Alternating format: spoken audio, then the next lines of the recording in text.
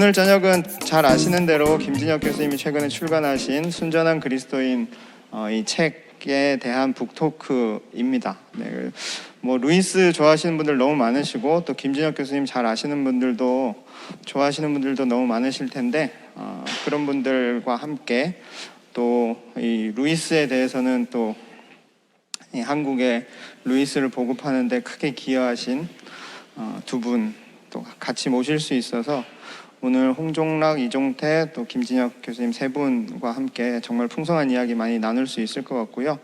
그래서 이제 바로 1부 순서를 시작할 텐데요. 패널 세 분과 함께 그 1부 순서의 진행은 그 IBP에서 이 책을 편집하신 우리 설요한 편집자님이 이제 사회를 보셔서 이 책에 대한 이야기, 질문들 던져주시면서 이제 패널들 중심으로 이야기를 나눌 테고요. 2부에는 여러분들 남겨주신 질문을 가지고 이야기를 하겠습니다. 네, 그래서 이제 바로 모실 텐데요. 우리 큰 따뜻한 환영의 박수를 보내주시고 네, 함께 이야기를 들었으면 좋겠습니다. 나오시죠. 네, 그리고 전체적으로 저희가 뭐 발열 체크도 했고 방역 수칙 지키려고 많이 노력하고 있고 거리 두고 앉아주시고요. 그 앞에 나오신 선생님들은 저희가 이렇게 마스크 끼고 해보니까 이 공간 음향도 별로 좋지 않고 해서 그냥 벗고 하겠습니다. 좀 양해해 주시고 네, 선생님들도 그냥 마스크는 벗고 저희 이미 다 벗고 밥 먹은 사이이기 때문에 네 그렇게 이야기하면 되겠습니다. 네, 우리 설요한 간사님 진행해서 1부 대담하겠습니다.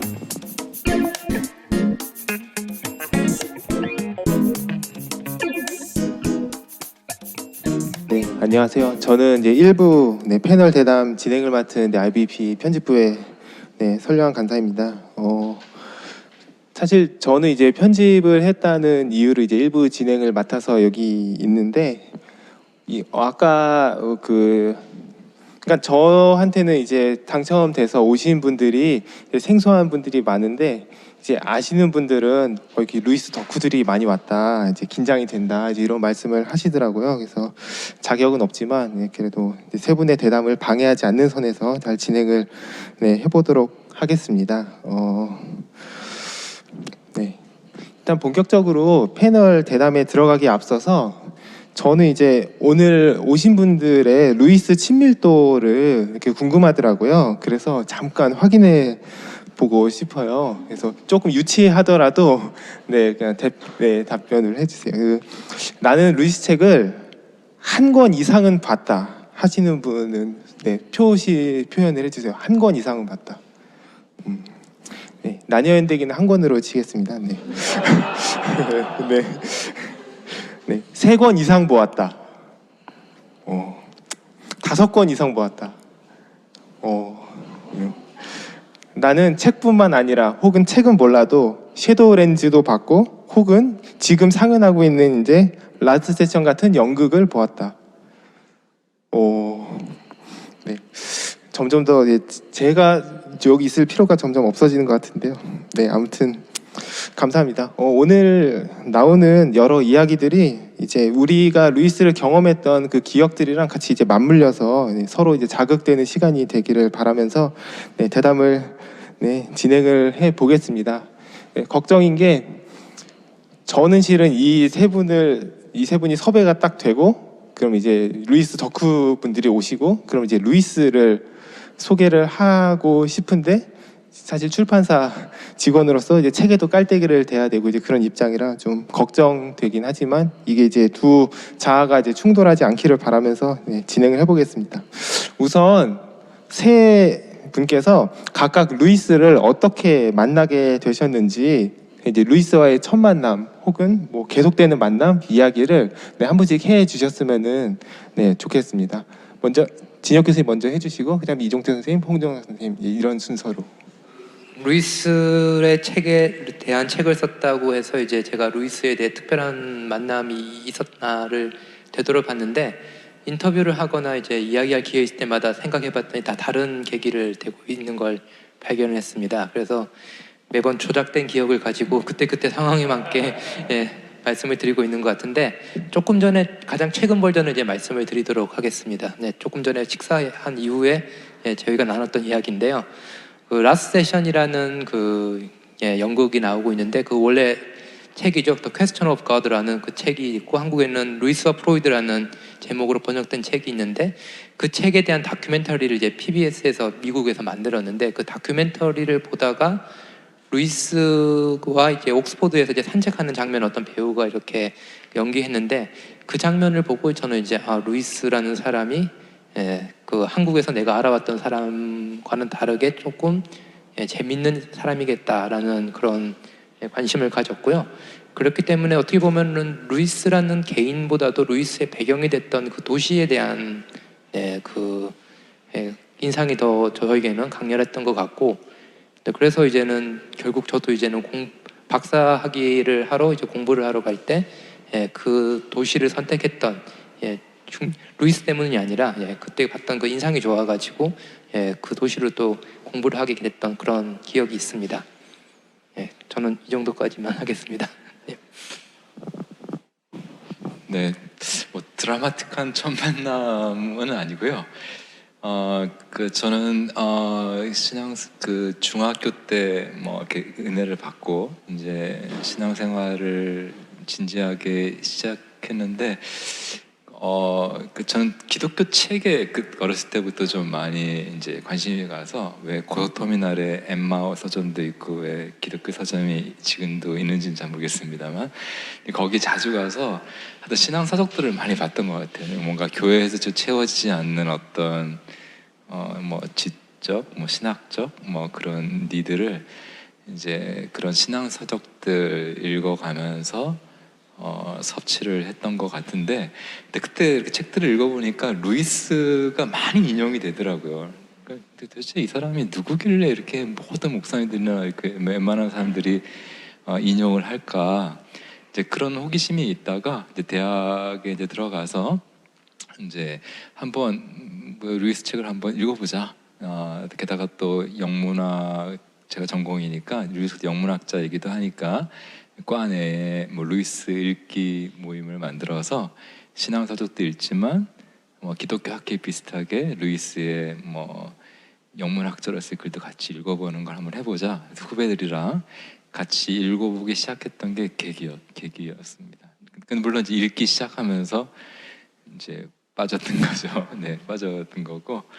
네, 그게 이제 계기라면, 네, 계기. 저는 저 책에도 썼는데 안 보셨겠구나. 이렇게 말하면 안 되겠구나. 제가 2학년 때 저희 동아리 선배들이랑 같이 살았습니다. 제가 얹혀 살았죠. 거기서 그 선배 중에 한 분의 책장에 스크루테이프 편지가 꽂혀 있었어요. 그래서 이제 그때 그 성바로 출판사에서 나왔던 건데 그걸 보면서 그게 저한테 되게 인상적이었던 거는 그 사람의 그 미묘한 감정선을 그렇게 포착해낼 수 있다는 게 되게 신기했던 기억이 나고, 그걸 계기로 제가 이제 이렇게 루이스 책이 그때는 많이 번역되어 있던 때가 아니니까 이제 저기 광화문에 저기 그 성경의 말씀사 서점에 가서 구해보고 했던 기억이 납니다. 그게 저의 시작이었습니다. 네. 책에 썼다 하신 거 이제 오리지널 에필로그의 이제 프롤로그 부분에 이제 그 내용이 잠깐 있는. 네. 네. 첫 만남 뭔가 드라마틱한 만남이 있었으면은 내적으로는 드라마틱했겠죠. 네. 네. 네, 첫 만남 이야기는 여기까지 하고요. 네, 책 이야기를 잠시 해볼까 해요. 우선은 이 책을 다 읽어보고 오셨는지 혹은 읽고 계신지 해서 좀 끄덕끄덕 하시는 분들이 계신 걸로 봐서 그럼에도 여쭙고 싶었던 게 우선 김지혁 교수님께서 이 책을 무엇을 의도해서 쓴 것인지, 사실은 특별한 의도가 없다라고 하실 수도 있겠지만 이 책에서 무엇을 의도해서 쓴 것이고 어떠한 내용을 다루고 있는지, 그리고 이 책을 읽을 때는 아마 이렇게 읽으면은 더 좋을 것이다 이제 하고 싶은 그런 내용이 있으면은 말씀해 주셨으면 좋겠고요. 다른 이제 이종태 홍종락 두 분 선생님께서는 이제 두 분이 이 책 추천사를 쓰셨는데 이제 추천사를 위해서 원고를 읽으시면서 들었던 생각이 있으면 네, 자유롭게 말씀해 주셨으면 좋겠습니다. 네, 그 루이스를 잘 아시는 분들은 이제 루이스가 자신의 회심을 가장 내키지 않고 뭐 어정쩡하고 그런 식으로 말했는데, 루이스와 저의 만남도 뭐 드라마틱한 거 없고 이제는 어정쩡하고 내키지 않게 이렇게 만나게 됐고요. 이 책을 썼던 것도 사실 특별한 목적이 없습니다. 특별한 목적이 없었기 때문에 이미 말씀하셨는데 그래서 이제 책이 나올 때까지 오래 걸리지 않았나. 원고를 쓰고도 별로 출판에 대한 욕심도 없었고, 또 그 다음에 어떤 식으로 해야지 사람들에게 이제 읽힐 수 있는 코드가 있을까라는 것도 저는 잘 몰랐고, 그런 상황에 있다가 이건 뭐 두 분이 옆에 계셔서 그런 게 아니라 실제로 말씀을 드리면은, 저는 루이스를 이제는 전문적으로 공부하는 사람이 아니라 그냥 취미로 그냥 읽다가 이제 책을 쓰게 된 경우였는데요. 그랬다가 이제는 제가 읽고 있는 루이스의 방식이 옳을까? 왜냐면은 기존의 한국에서 이제 루이스를 읽는 방식과 좀 너무 달랐기 때문에, 그래서 이렇게 읽는 게 맞을까라고 했을 때 이렇게 봐도 되겠다라고 이제 저에게 큰 응원의 힘을 주신 분이 바로 이종태 목사님, 이종태 교수님이 쓰셨던 복음과 상황이라는 잡지에다가 이렇게 수고하셨던 모든 것이 빛난다라는 나니아 신학 소고였죠.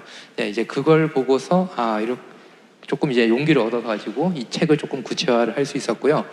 근데 책을 써놓고 봤는데 아무리 봐도 이 책을 사람들이 읽기에는 너무 재미가 없는 책일 것 같다라는 또 생각이 들어가지고 또 주저하고 있다가 또 아직 막판에 이제는 이 책을 내도록 저를 이렇게 자극을 줬던 책은 바로 이 오리지널 에필로그라는 책입니다. 오리지널 에필로그 보면은 루이스와 그 다음에 루이스를 다양하게 이제 변주를 시키고 있거든요.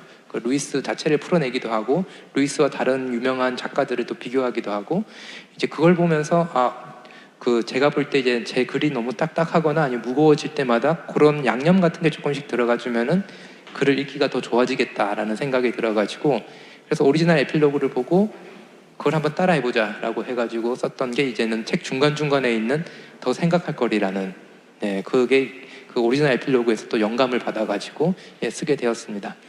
그래가지고 뭐 제가 특별히 큰 의도는 있진 않았지만 그 두 분의 정말로 이게 큰 자극이 있어가지고 책이 탄생할 수 있었고요. 그리고 뭐 이 책을 읽고 아니면 뭐 이 책 외에도 더 루이스를 잘 알고 싶다라고 하면은 오리지널 에필로그를 강력히 추천합니다. 그리고 또 이종태 교수님도 곧 쓰실 책이 있는 걸로 아는데 그 책도 지금 몹시 기대되고 있습니다. 네, 그래서 책에서 어떤 내용을 다루고 있는지랑, 네네, 그리고 이렇게 읽으면 좀 더 좋겠다, 그런 정도. 네, 이 책은 제가 사실 옥스포드라는 도시에서 이제 공부를 하면서 이제 루이스를 조금씩 더 잘 알아가는 순간에 이제는 한국으로 오게 됐는데요. 그래서 이제는 마지막 떠나기 전에 저랑 함께 이제 루이스 집에 살았던 친구랑 카페에서 난 루이스를 한번 이렇게 읽고 싶어라고 하면서 이제 얘기를 꺼냈던 게 상상력, 이성, 신앙, 이걸 한번 읽어보고 싶어라고 했는데 그 책에 나와 있는 조나탄 커크패트릭이라는 친구였거든요. 그 친구가 그거 자기도 생각 안 해봤는데 그렇게 읽으면 완전히 이렇게 한번 쭉 꿰뚫을 수 있을 것 같대라고 해가지고 그 다음에 2년, 3년 뒤인가 제가 영국에 다시 가게 됐을 때 그냥 시간 날 때마다 조금씩 써가지고 이 책 원고가 이게 나오게 된 겁니다. 그래서 말씀드렸듯이 이 책을 읽을 때 어떻게 이제 루이스에게 있어서 상상력, 이성, 신앙이란 것이 이제 같이 작용을 하고 있고, 또 그게 또 루이스의 사상을 구성할 뿐만 아니라 책의 중요한 소재로서 곳곳에 이제 등장하고 있는지 그런 관점에서 보시면은 조금 이게 도움이 되지 않을까라고 이제 생각을 하고 있고요. 또 이제 또 원래 전공이 이제 조직 신학이기 때문에 조직 신학이 잘하는 게 장난까지 말하는 게 조작을 잘하거든요. 그래서 루이스가 생각했던 것보다 더 큰 일관성 내지 통일성을 제가 부여했을 위험도 있습니다. 분명히 이 책에. 그렇지만 그럼에도 불구하고 이런 식으로 한번 보면은 루이스를 그냥 기독교 변증가로 보는 게 아니라 그 시대 속에서 사유했던 사상가, 그리고 자신의 사상을 글로 표현했던 어떤 아주 독창적인 작가로도 볼 수 있지 않을까라고 생각해서 그런 관점에서 책을 써봤고 또 그런 관점에서 읽으셔도 조금 다른 각도에서 루이스가 보이지 않을까라는 기대도 해봅니다. 네. 이제 두 선생님께서 이 책 이제 그렇게 나온 이 책의 이제 원고를 보시고서 어떤 생각이 드셨는지 혹 추천사는 이제 추천해야 되니까 네, 혹시 거기에 참여하지 못했던 얘기가 있었는지 네, 그런 이야기들 네, 있으면 네, 아무나 네, 자유롭게 먼저 말씀해 주시면 됩니다. 추천사에 쓴 얘기를 먼저 하면 그때 제가 이제 보고 이거 독학의 한계를 느꼈다고 할까? 그러니까 이제 이걸 여러 책들과 사상가들을 종합해서 보는 거는 상당히 그 거리를 두고 볼 수 있는 그런 내공이 있어야 되는데 이거는 그 독학으로는 할 수 없는 부분이 있구나. 이제 그래서 저는 보면서 이거 맞춤 강의를 듣는 그런 느낌이 있어서 특별히 그 신화 부분, 상상력 부분에서는 특별히 그렇게 저한테 좀 아쉬웠던 부분을 채워주는 그런 게 있었고 또 하나는 이제 그 이번에 그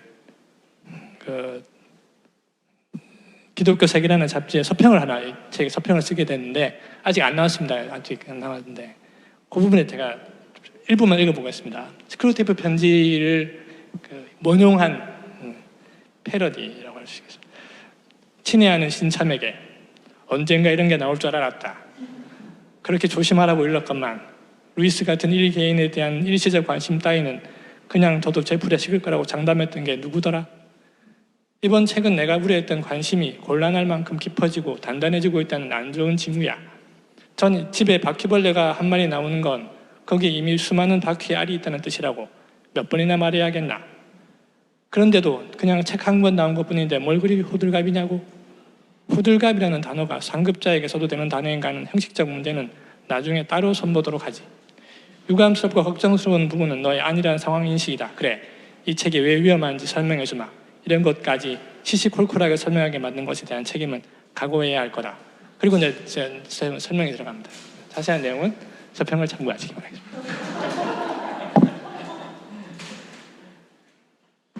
네, 저는 서평에 루이스의 가장 루이스다운 면모에 대한 한국학자의 탁월한 안내서라고 적었는데, 네, 저도 이게 제일 하고 싶은 말이어서 그렇게 적었는데요.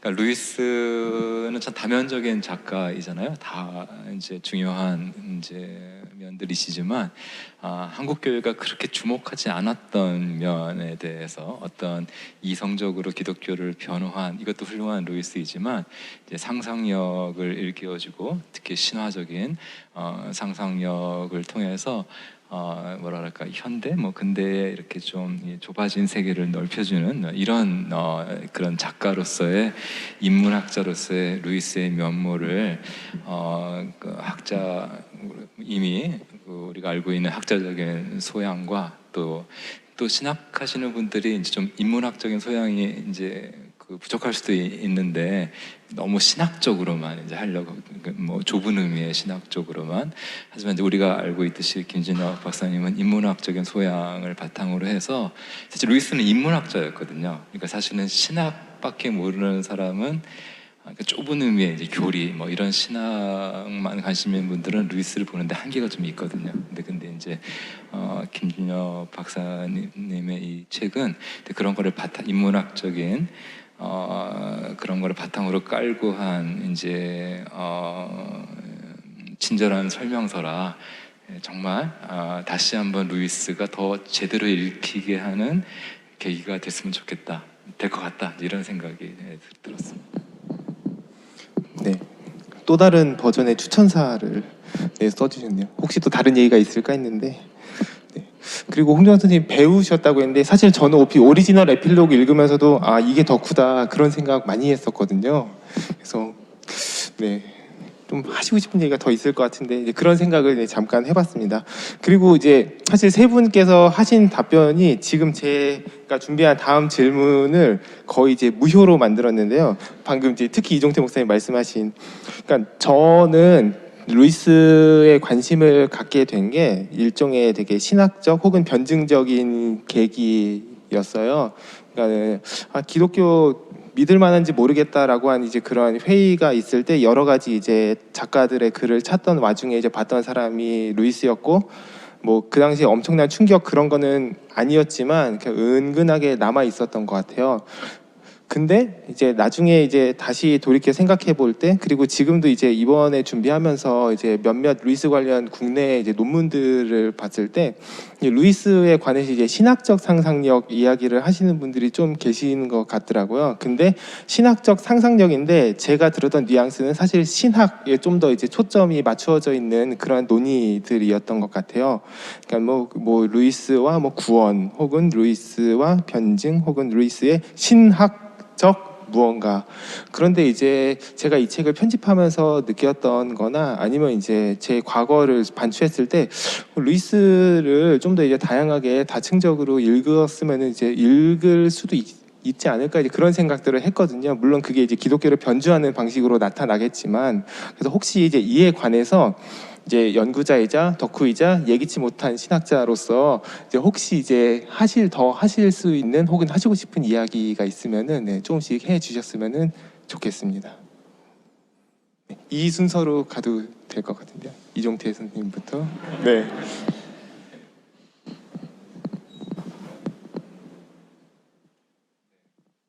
제가 아까 했던 이야기하고 연결이 되죠. 네.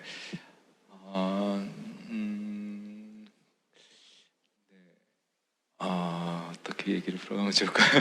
네. 그러니까 제가 루이스를 좋아하는 이제 이유가 당연히 많이 있죠. 그 학위 논문까지 루이스를 썼으니까.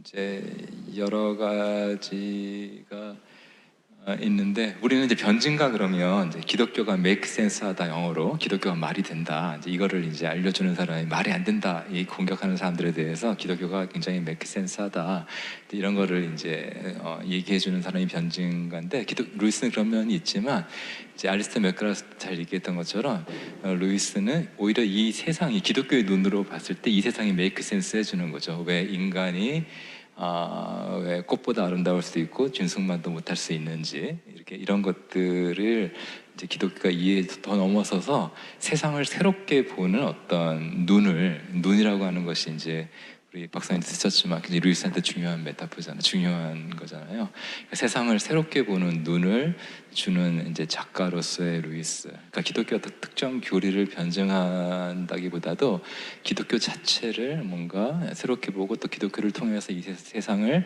새롭게 보게 해주는 이제 그런 작가로서, 그리고 어떤 기독교를 받아들이기 전에 그보다 더 먼저 서낸 루이스의 이제 회심 과정이 좀 독특하지 않습니까? 먼저 관념론자가 됐다가 기독교인이 되잖아요. 저는 그건 어떻게 보면 루이스의 독특한 여정이긴 하지만, 저는 개인적으로는 사실은 어떤 면에서 우리가 다 겪어야 되는 여정이 아닌가 하는 생각이 돼요. 그러니까 어떤 의미에서 우리가 일단은 관념론자가 돼야 되는 것 같아요. 그러니까 루이스처럼 얘기하면 먼저 하늘이라는 게 있다.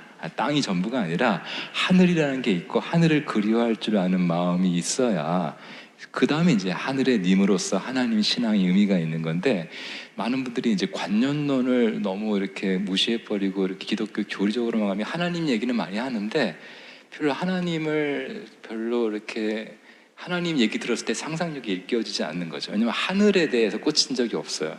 하늘에 대해서 먼저 꽂힌 사람은 하늘에 계신 님이시니까 하나님 그러면 이제 그분이 굉장히 크고 아름답게 다가오는데, 그러니까 그런 의미에서 제가 좀 말이 두서가 없는데 그런 의미에서 그 하늘, 이제 그런 것들을 우리한테 하나님 얘기하기 전에 사실 루이스는 하늘 얘기를 우리한테 먼저 느끼게 해주는다는 점에서 근데 이제 그게 이제 상상력이잖아요. 그러니까 이 책이 이제 그런 것들을 루이스의 그런 진짜 루이스다운 그 지성소로 우리를 데려가게 해주는 그런 역할을 해준다는 점이 들어서 아주 네, 매번 이종태 그 교수님이 좋은 얘기를 해주셔가지고 이렇게도 볼 수 있구나라는 또 좋은 가르침 주셨는데, 그래서 비슷한 얘기를 하면 제가 너무 죽을 것 같아가지고 이제 신학자로서 이제 코멘트를 하도록 하겠습니다. 그 폴 틸리라는 유명한 그 신학자, 이게 독일 태생이고 나중에 미국으로 이제 망명을 하게 되죠. 그래서 이제 유니온 신학교에서 이제 가르치게 되면서 그때 강의 내용들이 이제 모여가지고 그리스도교 사상사라고 한국어로 번역된 책도 나오고 했는데 거기서 되게 흥미롭게 이제 미국 신학에 대해서 평언하는 그 장면이 나옵니다. 그건 뭐냐면은 그 아시다시피 이제 미국이란 나라는 유럽에서 사람들이 건너가서 이제 형성이 됐고 미국 기독교도 유럽에서 기존에 있었던 특히 그 어떤 제도적인 교회에 불만을 가졌던 사람들이 이제 넘어가서 미국식의 이제 영성이 어느 정도 형성이 되었다라고 할 수 있는데요.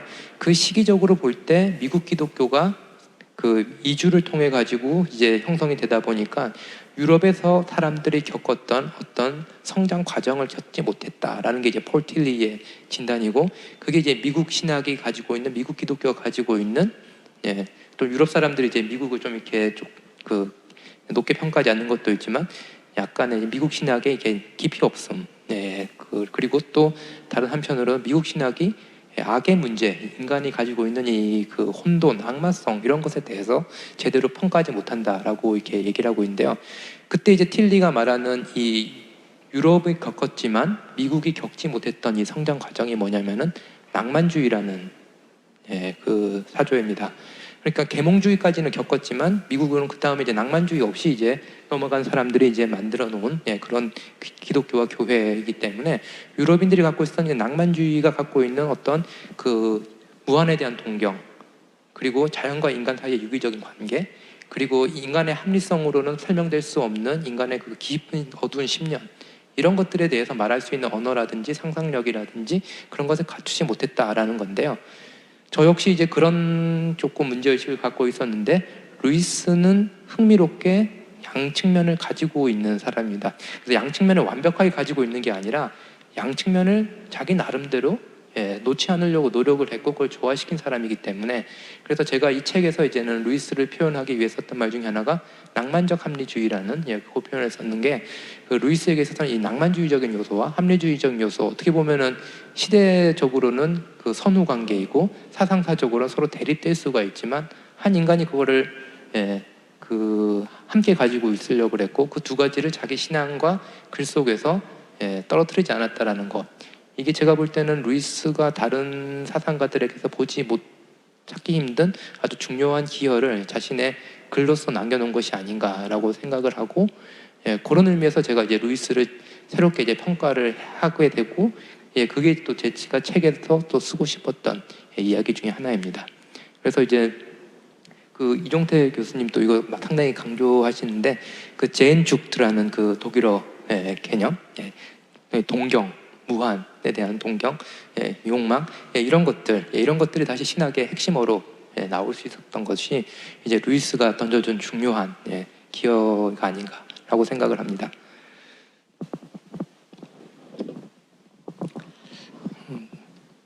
저는 아까 얘기할 때 보니까 제가 주로 번역한 책은 루이스 책 중에서 우리나라에서 덜 유명한 책들입니다. 보면 잘 안 팔리는 책들인데 그러니까 루이스가 원래 이 사람들이 먹고 그러니까 직업이 영문학자고 인문학자고 사상사학자 물론 이제 뭐 사상사를 공부했기 때문에 정치학도 가르쳤다고 하더라고요. 이번에 제가 알게 된 건데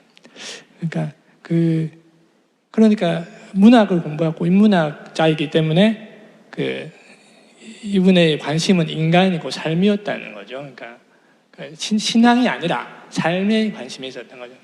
그 신앙은 그 삶 그 자체 혹은 그것을 가장 잘 보여주는 안경으로서의 신앙이지 삶과 유리되었거나 그와 별개로 되는 어떤 그런 관념의 놀이라든가 혹은 어떤 그런 뭐 그런 게 아니라는 거죠. 그러니까 루이스를 통해서 제가 그런 루이스의 책, 영문학 책 혹은 그 독서론에 대한 책 뭐 이런 그러니까 말하자면 기독교 우리나라에서 변증가로서의 루이스의 책에서는 주변부에 있는 유명하지 않은 책들을 통해서 제가 본 루이스는 그 사람의 책을 볼 때 내가 기독교 신앙을 통해서 어떤 다른 계토의 세계로 들어가는 것이 아니라 물론 그런 부분이 있을 수 있겠지만 하지만 내가 느꼈던 거는 그를 통해서 내가 삶에 있어서 핵심 원리를 신앙을 통해서 경험하고 있구나.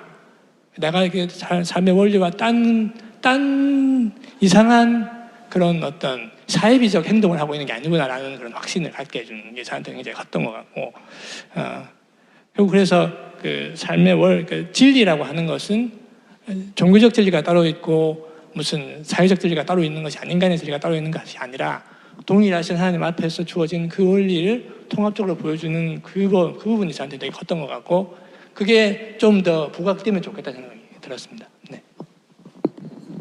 네, 감사합니다. 아까 이용태 교수님 아까 답변하신 게 개인적으로는 뭔가 좀 더 아쉬울 수도 있겠다 그런 생각이 드실 것 같은데, 그래서 두서 있게 답변하실 수 있을 질문을 던지려고 해요. 아, 죄송합니다. 이게 이렇게 보면 네, 그러니까 좀 더 두서 있게 제가 오늘 오시는 그러니까 패널 분들이 뭐를 하셨나 이렇게 검색을 해봤는데, 이제 이종태 교수님이 이제 박사학위 논문 이제 루이스로 쓰셨더라고요. 그런데 한국어로 된 자료가 아니야, 심지어 영어로 된 어떤 긴 글이 있나 봤는데, 그러니까는 제 검색력으로는 이제 못 찾겠더라고요. 제가 무슨 학술 사이트에 이렇게 들어가가지고 팔 수 있는 그런 위치에 있는 사람도 아니고 그래서. 근데 이제 한 문단 구글 북스에 이제 한 문단 정도 올라와 있는 내용이 있는데, 그게 마침 이제 루이스를 통해서 이제 탈주술화와 재주술화 문제를 이제 다룬 것 같은 이제 그런 느낌을 받았어요. 이게 이제 순전한 그리스도인 이제 나가며에 이제 다루고 있는 내용이기도 하고, 실은 이제 근대의 문제를 이제 꿰뚫는 이제 문제 의식이기도 한데, 혹시 이에 관해서 네, 아마 이 부분은 자신 있게 이야기하실 수 있을 것 같은데, 네, 박사학위 논문 루이스에 관해 루이스를 통해서 뭐를 하려고 하셨는지 이제 그 부분 잠깐 설명해 주시면 좋을 것 같습니다. 네.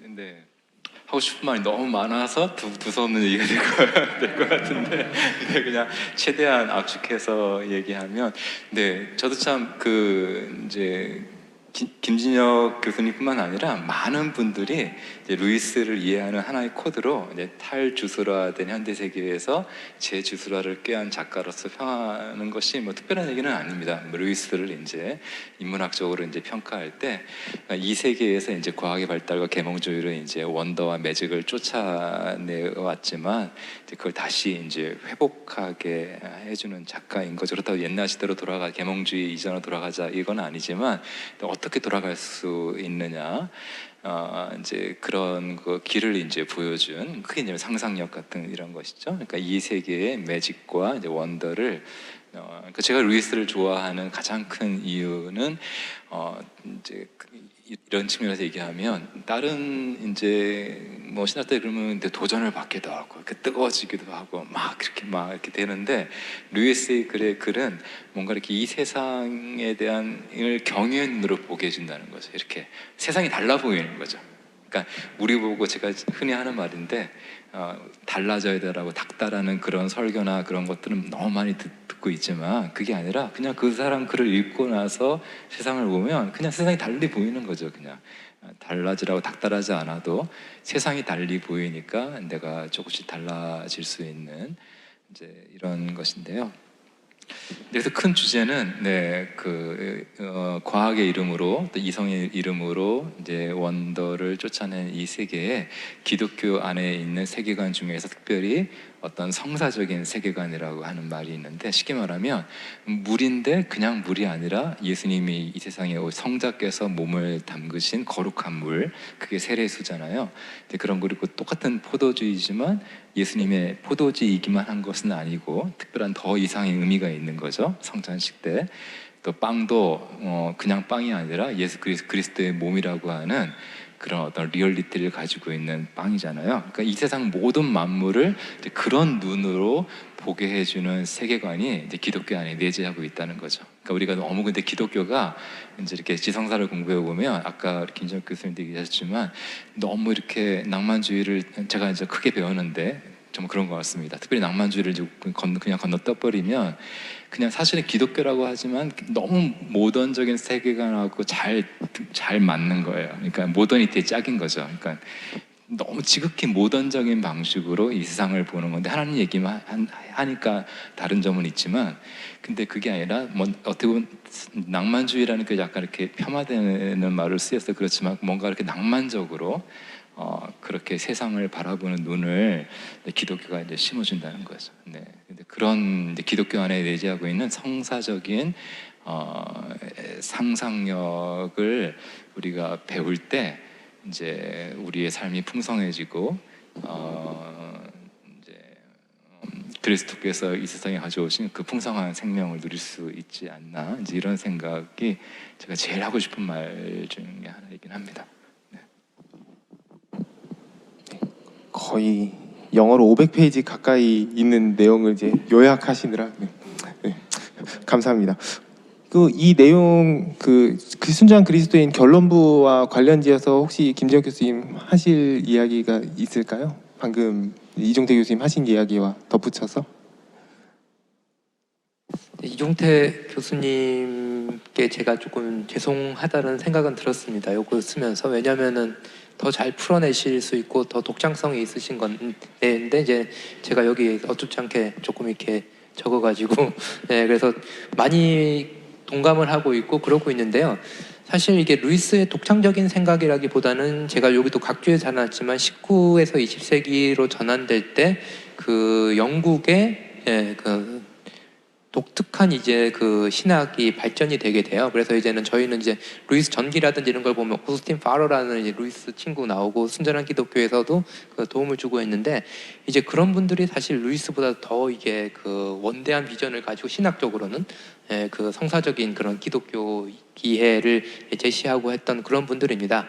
그렇기 때문에 이 제가 이제 루이스가 아주 뭐 엄청난 기여를 했지만 또 동시에 루이스는 계속해서 그 어떤 그 흐름 속에 있었던 사람이었다라고 또 이제 평가를 할 수 있을 것 같고요.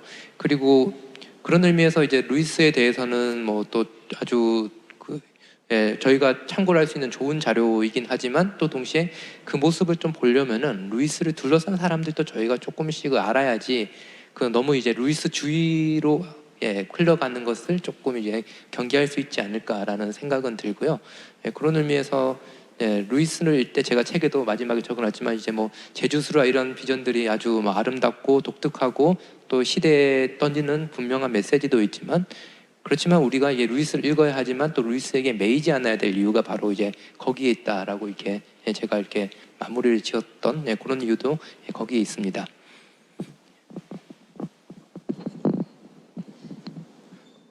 혹시 홍종락 선생님? 네. 바로 반사하시는. 네. 그래서 여기서 또 이제 갑자기 개인적인 질문이 될 수도 있는 질문으로 가는데, 예기치 못함. 저는 이제 김정 교수님이랑 이렇게 대화 지난주에도 이제 인터뷰를 했는데, 그리고 그건 이제 곧 RVP 채널에 공개가 되겠지만 어쨌든. 얘기를 할 때 예기치 못함이라는 얘기를 참 많이 들었던 것 같아요. 루이스를 소재로 얘기를 할 때 그래서 그것과 관련해서 좀 뜬금없을 수도 있는데 세 분께 같이 던지고 싶은 질문이 있어요. 저는 루이스가 판타스테 이 책 이제 순전한 그리스도인 책 안에도 있지만 이제 판타스테스를 이제 맞이하게 된 것도 예기치 못했던 그런 부분들이고 그리고 잉클링스는 예기치 못했던 것까지는 아니었던 것 같긴 하지만 그래서 어쨌든 이제 그곳에서 이제 친구들을 만나는 것도 그러니까 오웬 바필드 같은 친구들을 가장 반대에 있지만 가장 가까이 있었던 그런 친구들을 만나는 것도 이제 예기치 못한 이제 계기들이라는 생각이 드는데 이건 좀 약간 민감하다 싶으면은 답변을 안 하셔도 괜찮은데 혹시 이제 개인적으로 나의 판타스테스 혹은 이제 나의 오웬 바필드 같은 그런 예기치 못한 만남으로 나의 상상력을 팍 이제 깨워줬던 이제 그러한 계기들이 있는지 루이스에게서 벗어나자고 하셨으니까 약간 좀 다른 질문. 네.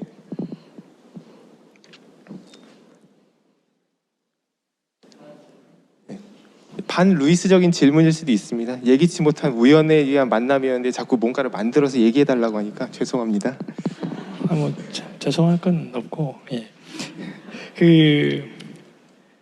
저는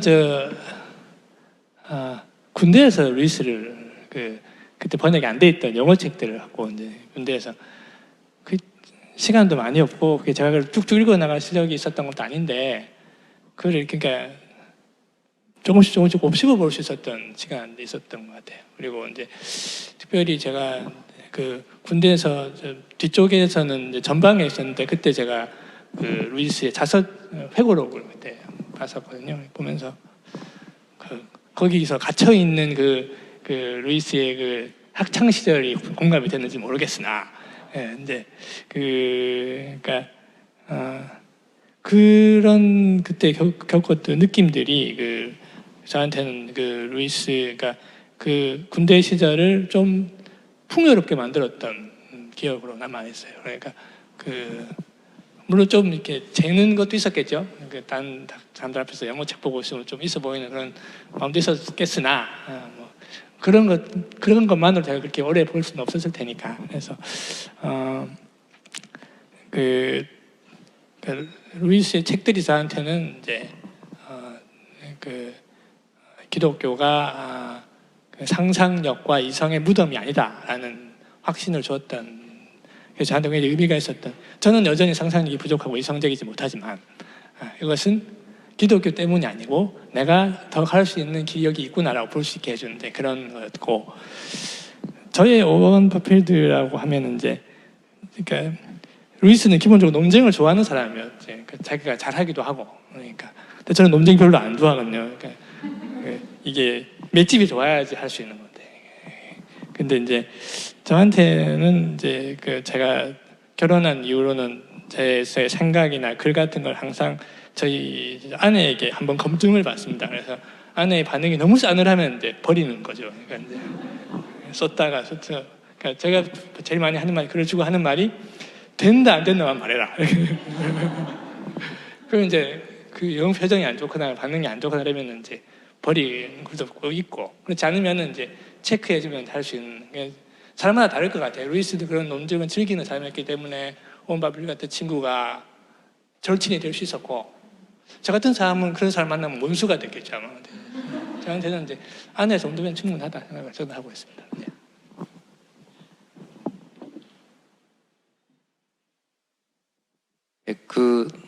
사실 저는 그렇게 책을 읽는 걸 좋아하고 그런 사람도 아니고 책도 많이 읽는 건 아닌데, 그래도 어느 순간에 이제는 시험 보기 위한 책 외에 그냥 재미로 책을 읽을 수도 있다라는 걸 처음 가르쳐준 사람은 헤르만 헤세였던 것 같아요.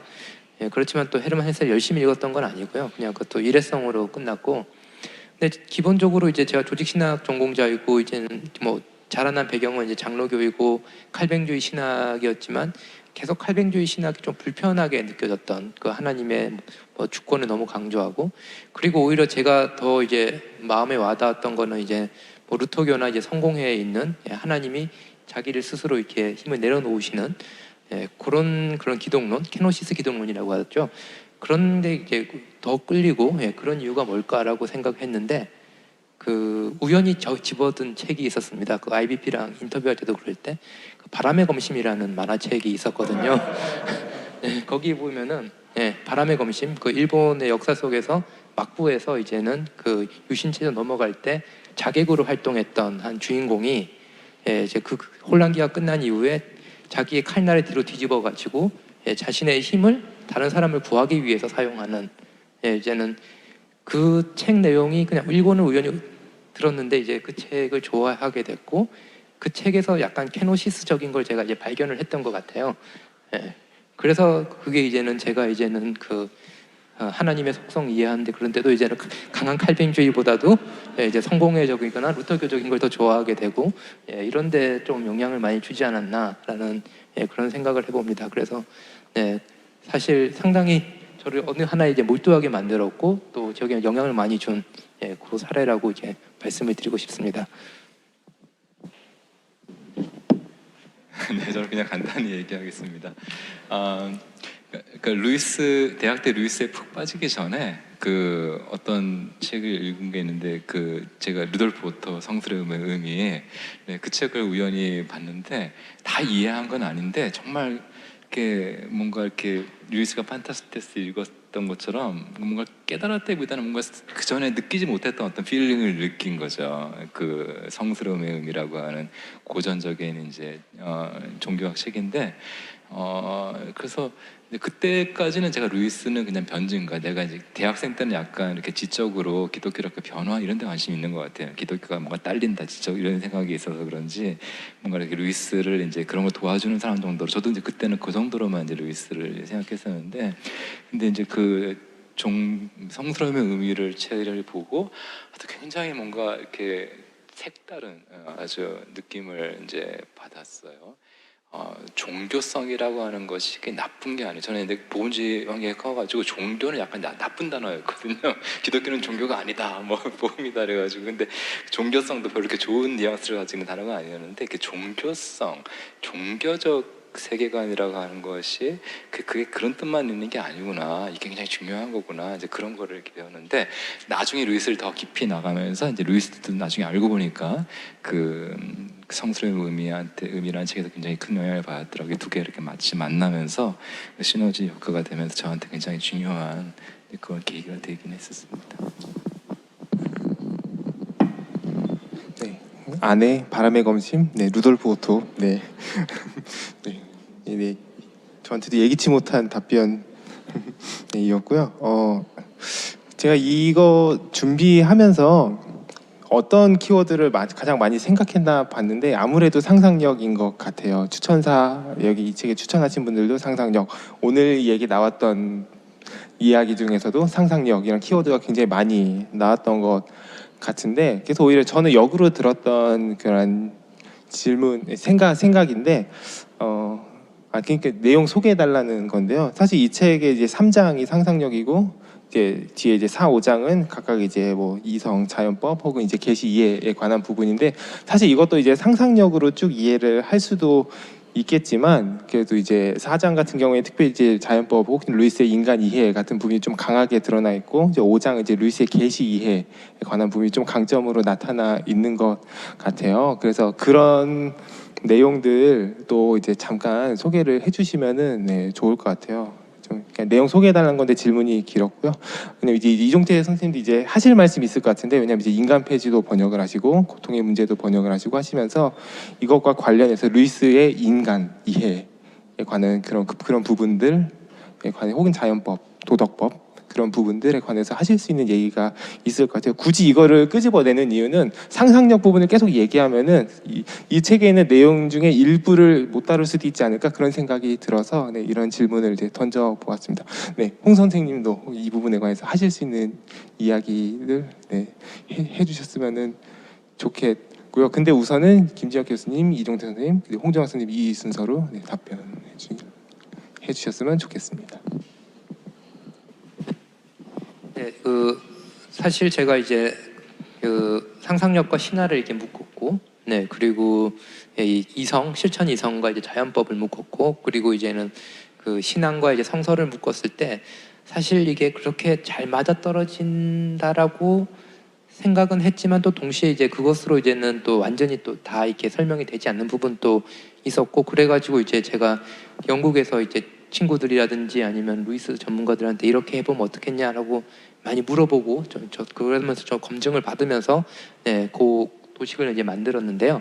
중요한 건 제가 이제 상상력과 신화를 묶어놨지만, 사실 그 루이스의 주술을 하는 다른 말로 하면은 자연법이라는 것이 이제 중세까지 아주 중요한 기독교의 그런 윤리자 철학의 윤리적 가르침이었는데, 그것이 근대에 힘을 잃어버렸잖아요.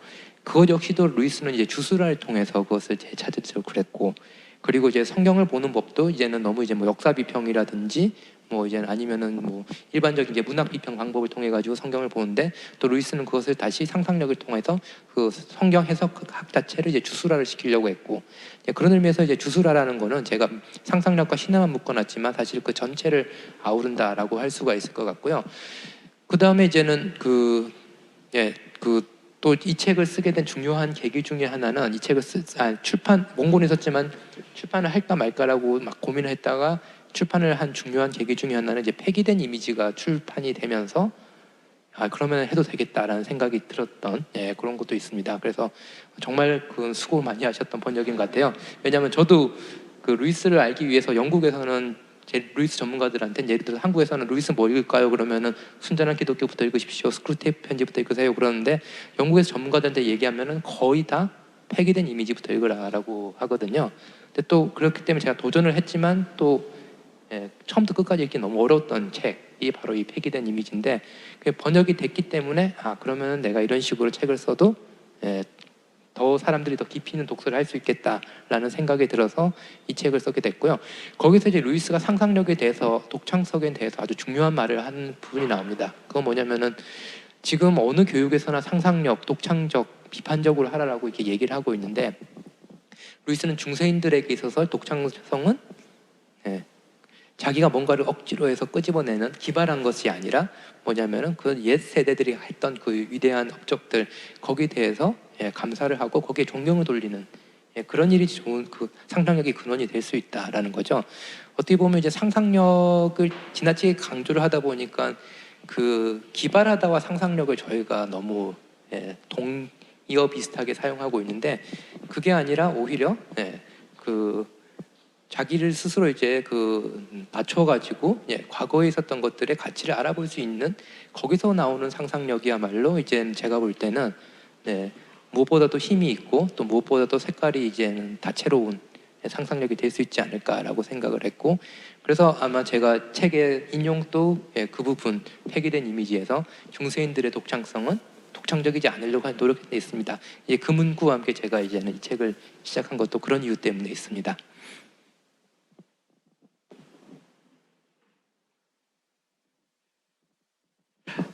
네. 인간 폐지 관련해서 그냥 짧게 얘기를 드리고 싶은 얘기는, 그러니까 인간이 폐지될 위기에 처했다 이거잖아요. 근데 이제 나니아 연대기, 저는 날이 갈수록 나니아 연대기가 더 위대해 보여요. 루이스의 그런 이성적인 책들도 소중하지만 나니아 연대기가 더 가치 있게 느껴지는데, 나니아 연대기 이런 제가 즐겨 듣는 장면이, 나니아에서는 왜 별이 신이거든요. 근데 신이 또 한동안 복무하다가 별로 복무하다가 은퇴도 하고, 근데 거기 이제 영국의 전형적인 이제 계몽 현대 과학 현대 교육을 받은 유스터스라고 하는 아이가 그 은퇴한 별신을 만나고 나서 신기하니까, 참 신기하네요. 우리나라에서는 영국에서는 별은 그냥 가스 덩어리가 굳어서 이렇게 된 이런 가스 덩어리에 불과한데, 나니아에서는 이게 신이니까 참 신기하네요. 이렇게 얘기하니까 라만두죠, 그렇죠? 라만두 그 신이 하는 말이, 얘야, 실은 너희 나라에서도 별은 가스덩어리가 아니란다. 가스는 별의 재료가 가스라는 얘기지 별이 무엇이냐라고 물어봤을 때 별은 가스덩어리라고 얘기하면 안 된다는 거죠. 근데 루이스가 인간 폐지에서 결국 하고 싶은 말은, 우리가 별을 보면서, 별은 물론 재료가 가스로 만들어졌죠. 모든 별은. 하지만 별을 가스덩어리로만 계속 보다 보면 결국은 인간도 단백질 덩어리에 불과하다고 볼 수밖에 없다는 거. 그러니까 저는 그게 굉장히 저한테 그러니까 우리는 이제 별은 가스덩어리에 불과하다고 보지만 인간에게는 영원히 있고 특별하다고 계속 볼 수 있을 거라 착각하지만, 루이스는 그렇게 생각 안 하는 것 같아요. 그게 논리적인 극단까지 안 가서 그렇지, 우리가 이제 무서워서. 근데 그 끝까지 가면, 그 논리대로 끝까지 가면 결국 인간도 단백질 덩어리에 불과하다는 생각을 갈 수밖에 없다. 그러니까 우리는 인간만 예외로 해서 인간에게는 영원히 있다 이렇게만 얘기하는 게 다가 아니고, 별을 가스덩어리 이상인 존재로 볼 수 있는 눈을 회복해야 인간도 진짜 영원히 있고 뭔가 하나님의 형상을 가진 존재로 볼 수 있는 길이 열린다는 거죠. 그러니까 제가 보기에는 인간 폐지에서, 그러니까 제가 루이스를 좋아하는 이유는 하여튼 신학, 우리가 얘기하는 그런 신학이나 좁은 의미의 신학보다 더 토대가 되는 근본적인 문제를, 이 세상을 바라보는 근본적인 눈의 문제를 터치하기 때문에 그게 우리 시대에 참 필요한 메시지가 아닌가, 이런 생각이 이제 들었습니다.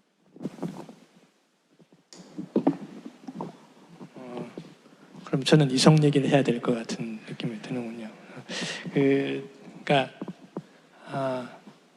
보통 다 이렇게 저도 그렇고 사람들을 이렇게 한 개인의 특수한 사람으로 바라보지 않고 보통 이렇게 범주화 시켜서 그냥 처리를 보통 하잖아요. 그러니까 극우 이렇게 골통 이런 식으로 처리를 하는데, 이제 그렇게 처리하는 방식으로 늘 편안하게 살다 보면은 나도 이제 그런 똑같은 처우를 받게 되는데 기독교가 지금은 이제 말하자면 불합리, 광적인 존재들로 말하자면 이제 그런 불통의 대명사처럼 이제 적어도 그 언론에서 그려지고 있는 느낌. 근데 이게 이제 사실은 사실은 이미지고, 사실은 실제로 만나보면, 실제로 그런 그 기독교인들을 만나보면 그런 사람도 분명히 있지만 안 그런 사람이 또 상당히 의외로 꽤 있단 말이죠. 근데 이게 사실은 기독교만 그런 게 아니라 어느 장르에든 어느 분야에 들어가도 어느 그룹에 들어가도 다 마찬가지란 말이죠. 그러니까 어디나 마치 이상한 북한 사람도 있고 좋은 북한 사람도 있는 것처럼. 그래서 루이스의 책이 소개되고 루이스에 대해서 좀 더 이해할 수 있고 이해하기 좋은 방식으로 여러 가지 다각도로 소개돼야 되는 중요한 이유 중에 하나가 이게 이제 기독교가 말이 된다 이런 차원뿐 아니라 기독교인이 이상한 사람도 있지만 말하자면 사람도 있다를 보여줄 수 있는, 그러니까 하나의 구체적인 삶, 고민과 아픔과 생각들을 가지고 그런 고민들에 대해서 기독교 안에서 답을 발견한, 그냥 교과서적인 답이 아니라 실존적인 답을 발견한 사람으로서의 그리스도인을 보여주는 그런 어떤 그 모델이 참 많이 필요한데, 그 중에서 유용하게 쓸 수 있는, 활용할 수 있는 그런 모습을 이 책이 앞부분에서 그 전기적 측면에서도 잘 그려줬고, 또 뒤에 이제 이분의 그 사상을 이렇게, 생각들을 이렇게 정리를 잘 해준 덕분에 잘 보여줄 수 있는 그런 것이 이 책의 중요한 장점이 아닌가 생각을 하고 있습니다. 네. 감사합니다. 오늘 언급하시면서 나온 책들 보니까 IVP랑 청어람이 기획했는데 이제 홍성사와 비아토로에서 되게 기뻐하겠다 그런 생각이 많이 들어요.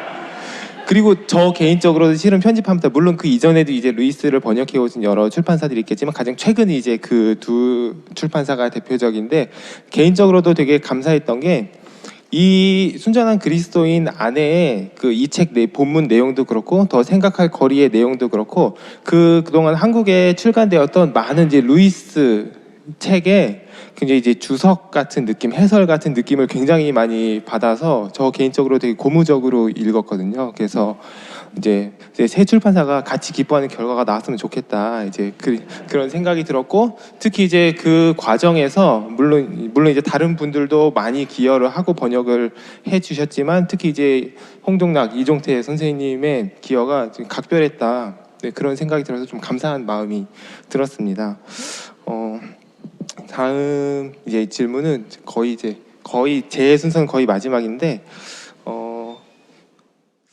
루이스, 그러면 오늘날 루이스를 읽는다면은 그게 어떻게 또 이제 상상력의 자극이 될까 하는 좀 생각을 이제 해봤어요. 그러면서 좀 뜬금없지만 이제 그러니까는 20세기 초중반에 활동했던 루이스가 오늘날에 줄 수 있는 자극이 있을까, 그런 생각들을 했을 때 제가 생각했던 거는 이제 지금 소위 말하는 이 시국이었거든요.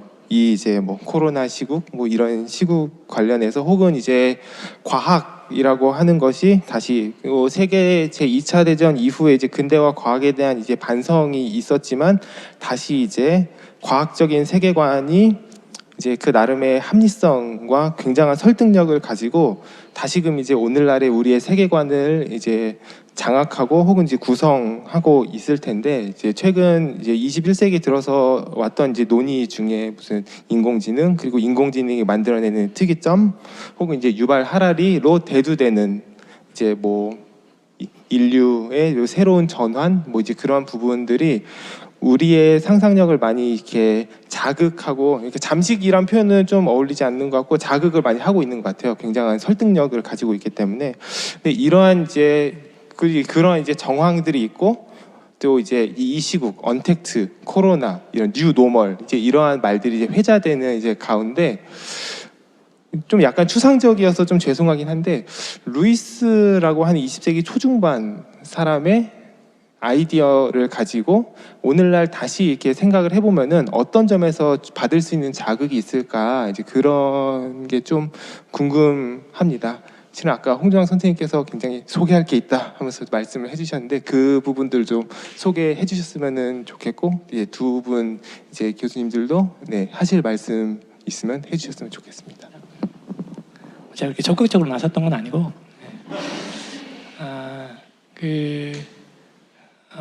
이번에 그 루이스 책이 하나 번역이 돼서 나왔습니다. 그 이야기에 관하여라는 책이 나왔고 올해 말 혹은 내년 초에 이제 그 Present Concerns라는 책이 이제 나올 겁니다. 번역은 끝났고 거기에 보면은 그 글 중에 하나 에세이집인데 그 중에 하나가 원자 폭탄의 시대를 사는 것에 관하여라는 글이 있습니다. 그러니까 이제 그 20세기 중반에 그 원자 폭탄이 터지고 그런 그 군비 경쟁이 치열하게 되면서 원자 폭탄의 폭발로 모두가 죽을 수도 있다는 그런 위기감이 아주 강했던 시절. 그때 이제 루이스가 그거에 대해서 글을 쓰고 있거든요. 그러니까 그 기본적인 논지는 그 전시 학문과 비슷합니다. 그러니까 인간이 그 원자 폭탄 때문에 죽게 됐냐? 이제 원자 폭탄 없을 때는 안 죽었냐? 원래 죽는 거 아니냐? 그리고 원자 폭탄이 그 시기를 좀 더 당길 수도 있고 늦출 수도 있겠고 범위를 키울 수도 있겠으나 본질은 달라진 것이 없다. 이게 루이스의 이제 기본적인 논지입니다. 그리고 이전에 그러니까 어떻게 살아야 되느냐? 옛날에 언제 그 외적이 쳐들어와서 우리의 목숨을 팔지 모르던 시대, 전염병이 퍼져서 언제 사람들이 죽을지 모르던 그 시대, 동일하게 살면 된다. 이게 루이스의 얘기였어요. 그러니까 이제 지금 이제 우리가 뉴 노멀을 얘기하고 전 세계적인 그 팬데믹을 얘기하니까 우리가 굉장히 특별한 시대에 살고 있는 것 같은. 우리가 노멀로 알고 있던 시대가 인류가 수천 년 전부터 살아왔던 그 노멀인 것처럼 착각하고 있는데 사실은 이제 우리가 노멀로 생각하는 시대는 굉장히 몇십 년도 안 된단 말이죠. 전 세계가 이렇게 합쳐진 거고 이게 실시간으로 의사소통이 가능해진 것은 굉장히 짧은 시기고 이것은 굉장히 노멀하지 않은 시대에 적응해 있었는데 이제 이것이 이제 전염병은 사실은 늘 있어 왔고 규모가 좀 더 커지고 지금 우리가 익숙해졌던 그 노멀을 위협하기 때문에 굉장히 크게 보이지만 그것에 대해서 너무 호들갑 떨지 말고 너무 그것 때문에 인생이 달라진 것처럼 겁내지 말고 기본 논리는 동일하다. 이게 아마 루이스의 교과서에 충실하라. 이게 아마 루이스의 답일 것 같습니다. 그래서 그렇게 루이스 얘기는 물론 이제 20세기 중반에 살았던 사람이지만 그 사람이 모르던 것을 지금 우리는 많이 알고 있으나 인간에게 있어서 기본적인 그 삶의 조건은 사실은 동일하고 그 부분에 대해서 명확하게 잘 인식하는 것이 너무 막 그 뉴노멀을 얘기하게 되는 것은 우리가 마치 새로운 세상을 만들어내는 것 같은 착각에 빠졌었기 때문에 그것이 흔들리자 모든 것이 흔들리는 것 같은 착시에 빠진 것이 아닌가 생각이 들고 루이스의 그런 그 글들을 통해서 그것을 한 번 더 확인할 수 있는 기회도 되지 않을까. 그래서 그 메시지는 사실 계속 기억하고 좀 교회도 그렇잖아요. 마치 이걸로 교회가 무너질 것처럼 마치 교회가 한 번도 전염병을 겪어본 적이 없는 것처럼 그런 것들에 대해서 물론 경성하고 조심해야 되고 노력해야 되겠으나 그런 기본에 있어서는 뭐가 달라졌냐고 말할 수 있는 그런 저보다 자기한테 남한테는 말하면 안 되겠죠. 자기한테는 그렇게 말하는 그런 게 필요하지 않나 생각이 듭니다.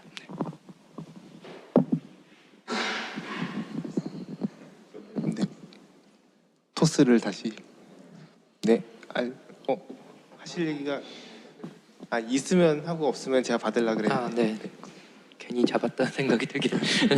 그 사실 루이스뿐만 아니라 이제는 그런 위기 상황을 보고 신학자들의 반응을 보면은 뭐든지 크게 두 개로 나눠지죠. 그리고 두 개로 만족 못하면 세 개로 이게 정리하면 되는데 하나는 뭐냐면은 뭔가 새로운 일이 있을 때 그게 전혀 새로운 일이 난 것처럼 호들갑 떨지 말라. 네. 인류의 조건 속에 그것은 늘 있어 왔고 그것이 이제 정도의 문제라거나 그런 거고 그리스도인이 그럴 수 있는 이유는 뭐냐면 그리스도인은 이 땅에서의 삶만 가지고 자신의 존재를 이해하는 존재가 아니라 그러니까 죽음 이후까지도 생각하기 때문에 이 현실에서의 그런 것에 호들갑되지 말라라는 그런 투의 신학자들이 있고, 다른 한쪽은 뭐냐면 우리가 시대 정신을 읽고 우리가 예언자적으로 뭔가 선포해야 되고 우리가 세상을 먼저 선도적으로 바꿔내야 된다라고 이렇게 하는 입장인데, 그 루이스는 전형적으로 인간은 계속해서 이런 상황 속에 살아왔다라는 입장을 취하고 있습니다. 그래서 저도 그런 좀 차원이 없잖아 있고, 또 이건 또 루이스 특유의 또 영국인스러운 그런 모습도 있고, 아무리 급해도 차랑 스콘은 먹고 뭐든지 해야 되는 그런 그 특유의 또 영국인들 정서도 있는 건 사실입니다. 그래서 그걸 바로 한국 사회에 적용할 수 있을까? 라는 거에 대해서는 저는 조금 의문이고요. 저희는 무조건 이제 그 흩어지면 죽고 뭉쳐야 살고 뭐 약간 이렇게 같이 뭔가 의견을 모아야 된다라는 그런 정서가 있죠. 그렇기 때문에 이제 그런 면에서 조금 루이스를 우리가 조금 이해하기 힘든 부분도 없잖아 있을까라고 하는데, 그렇지만 또 루이스 같은 입장을 취하는 게 제가 볼 때는 엄청난 그 믿음 내지는 신뢰를 요구한다라고 생각이 들거든요. 뭐냐면은 루이스의 윤리에 관한 저서들은 거의 1940년대에 많이 나오게 되고요. 그리고 1940년대에 나온 책 중에 이제는 그 논문 중에 주관주의의 독이라는 아주 중요한 그 글이 있습니다. 짧은 글인데, 완전히 그 세계대전 때문에 이제는 유럽 문명, 심지어 이제 세계 전체가 이제 파멸할 것 같은 그 위기감 속에서 이제 루이스가 얘기하는 거 뭐냐면은 엄청난 비전을 얘기한 사람들 이제 믿지 마라 뭐 이렇게 하면서 하는 말이, 나는 그냥 일상생활에서 거짓말 안 하는 사람, 뇌물 받지 않는 사람, 자기 일에 충실한 사람, 그 사람들이 희망이 될 것이다 라는 얘기를 합니다. 이제 그건 제가 볼 때는 뭐 아까 말했듯이 뭐 루이스가 영국인이고 뭐 그런 식으로도 설명 가능하지만, 다른 한편으로는 그런 그 가치들, 소소해 보이는 가치들, 그게 옳고 참되다고 하면은 그것이 옳고 참되다고 옳고 참된 것으로 이제 세상을 이렇게 만드신 그 하나님이 역사의 주인이시기도 하라는 그 믿음이 있기 때문에, 그 엄청난 위기 상황 속에서도 우리는 가장 기본적인 것부터 해나가면서 그것이 결국은 역사의 희망을 줄 것이다라는 거죠. 그러니까 어떤 우리 생활 속에서 사소한 가치를 만드신 하나님과 큰 의미에서의 역사를 이끌어 가신 하나님이 같은 분이라고 한다면은 저희가 이렇게 루이스처럼 조금 이게 사소한 것, 일상생활에서 제일 기본부터 다시 밟아가는 것도 그리 나쁜 그 미래를 준비하는 방법은 아니지 않을까라는 그런 생각도 듭니다. 네, 감사합니다. 제가 준비한 거는 여기까지인데 마지막으로 시간 계산이 조금 잘못됐을 수도 있지만, 그래도 혹시 세 분 사이에서 서로에게 궁금한 게 있었다, 이거 묻고 싶다. 아니, 보니까 질문이 제가 하나 나올 줄 알고 시간을 한 5분 정도 하면 되겠다 했는데 질문이 3개가 나올 수도 있어서. 제가 두 번째 할게요. 네네. 다들 궁금하실 것 같은데. 네. 이준태 목사님 그 루이스 책 언제 나오는지, 그리고 어떻게 진행되고 있고 앞으로 계획이 어떨지 좀 설명해 주시고, 김진영 교수님은 이걸로 루이스 책 끝난 건지 다른 계획이 더 있는지, 그 다음에 루이스와 관련돼 있는 그 오원 바필드나 찰스 윌리엄스나 이런 사람 중에 두루두루 한번 엮는 개론서 한번 써주실 마음 있으신지 뭐 이런 학자 대답해 주시면 되겠습니다. 네. 그 좋은 공부 하나님이 시켜주셨으니까 그걸 정리해서 한국교회 기여가 되는 뭔 글을 써야겠다는 생각, 부채의식은 있긴 있어요. 사실 박사학위 그게 제가 진짜 하고 싶은 공부를 하기가 쉽지 않습니다. 그 지도 교수가 시키는 거 해야지.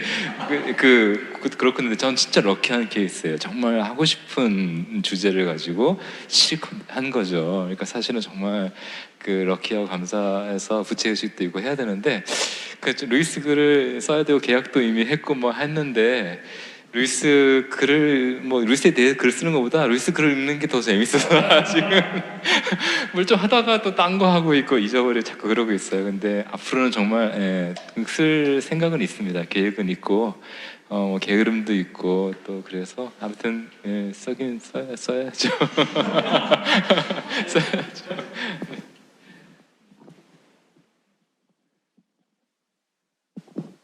저는 뭐 루이스한테 진 빚이 많아가지고 책에도 썼지만, 그래가지고 결국 루이스 책을 쓰게 됐고요.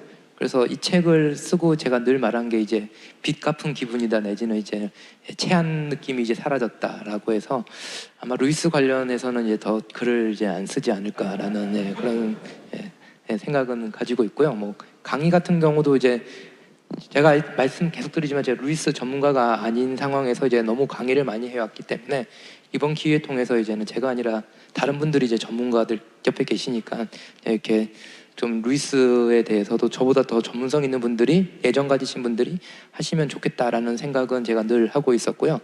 근데 아까 뭐 이렇게 말씀하셨잖아요. 이제 루이스 관련된 주변에 대한 얘기를 하면 좋겠다라고 하는데 거기에 대해서는 조금 관심이 있습니다. 그래서 그 오스틴 파러라든지 그런 신학자로서 신학자를 다뤄보고 싶은 그런 생각은 있는데 그 오스틴 파러 같은 경우는 지금 책이 너무 비싸게 지금 가격이 올라가고 있어가지고 학교 도서관에 일단 주문은 제가 해놓고는 있는 상황인데 또 문제는 그런 책을 쓰면 이제 누가 읽을까라는 또 이제 걱정이 또 상당히 크기 때문에 아무래도 이제 그런 위험 부담이 있는 건 좀 논문으로 나올 확률이 클 수밖에 없고 그래서 아마 잉클링스 관련해서는 제가 더 뭔가 책으로 기획하기에는 조금 힘들지 않을까라는 그런 생각도 지금 가지고 있습니다.